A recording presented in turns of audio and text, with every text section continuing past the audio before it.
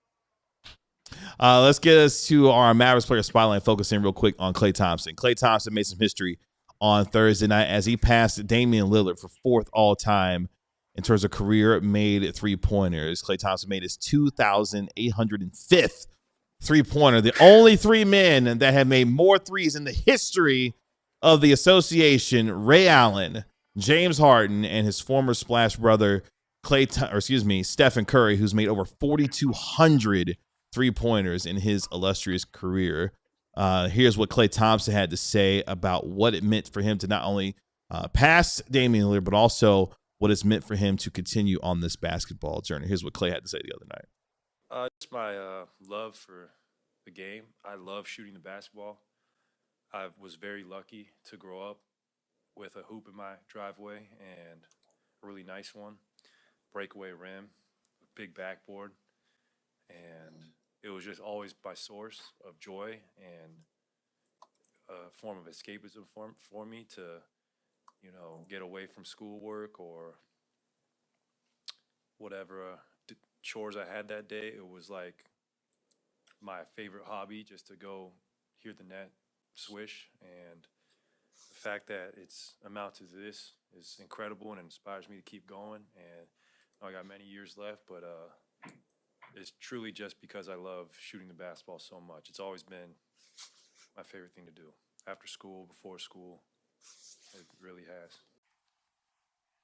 And shout out to Klay, who's been really good. His last 10 games, shooting over 42% from the three-point line, giving nearly 14 points per game off the bench, and has never from day one complained about his role, what it is, what it's not. He has come in every day and been the veteran that we thought he was going to be. It's a shame that the situation that has unfolded for him versus what he came to is what it is. But for Klay, he has been everything that you could ask for someone who's at this stage in his career and wanting to not only continue to play, but pass on, knowledge and information to the guys that are around him as well. Yeah, I mean, I have a video on our DLS_sports Instagram page saying that, hey, if you walk in any barbershop in America and they say top 5 shooters, Klay Thompson is in that list, and it's been in that list forever. So it feels good just to see him like officially, like he's top 4 past Damian Lillard. And you see him, amongst the Ray Allens and the Steph Currys and James Harden, all these different types of players. It just feels right based on what you saw. And then today is African American Heritage Night at the AAC. So they brought in a lot of kids, and the kids are like chanting Klay Thompson's name like they can barely even, like, they're not even thanking other players running onto the court. They don't care. I mean, they care about everybody player, but Klay was different. Like, they're screaming like Klay, Klay, Klay, Klay, like begging him to come over there. He does his normal routine, and then he walks, after he kind of finishes shooting, he walks up the court, signs a bunch of autographs, talks to all the kids. So he's still one of the most famous and most recognizable players in the league. It's just such a good player to have in Dallas.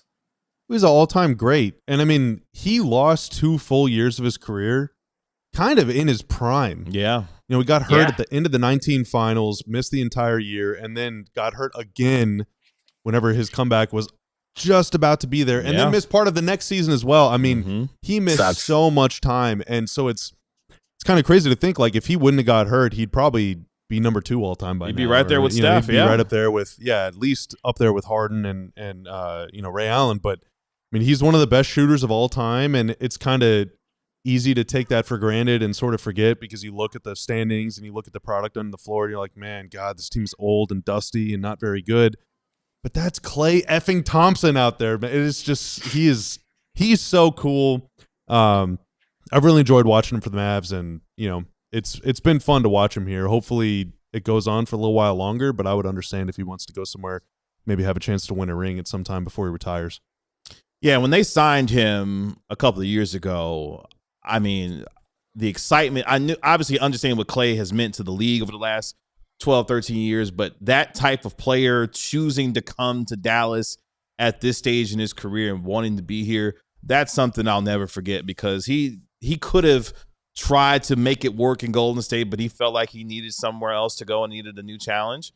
And he decided that this was going to be the place for him to do it. So him watching the Mavericks in the finals and deciding that he felt like he can contribute here, that says a lot about the person and player that Klay, is and will be known for the rest of his time, whether he finishes his career here or somewhere else. Let's get to the final super chat before we end here. Lanner with the $2 super chat. Is Mark on later? Seems inevitable. We are stuck with Anthony Davis. He will be back on Monday. Yes. Mavs play on what, Monday afternoon? Mm-hmm. It's another early game, right? 4 o'clock. Oh, I can 4 get used to this. Let's go. Mark will be on post game with us, and so we'll dive Monday. all into that. Yeah, on Monday. He is doing some incredible work overseas as the Grizzlies and Magic will play each other tomorrow in London. So he's in his favorite city right now. Ron, we appreciate your time as always. We'll talk to you post game, man. Thank you. See y'all post game.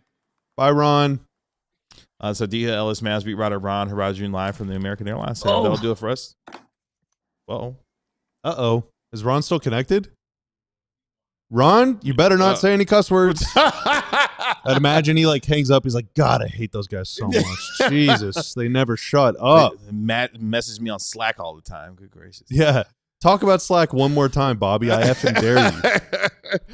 That'll do it for us here on our pregame show. We'll be back here about 10, 12 minutes after the final buzzer of this afternoon's game as the Mavericks take on the Utah Jazz. Appreciate you hanging out with us here on DLLS Sports. We'll talk to you post-game right here on DLLS Mavs. Y'all be good.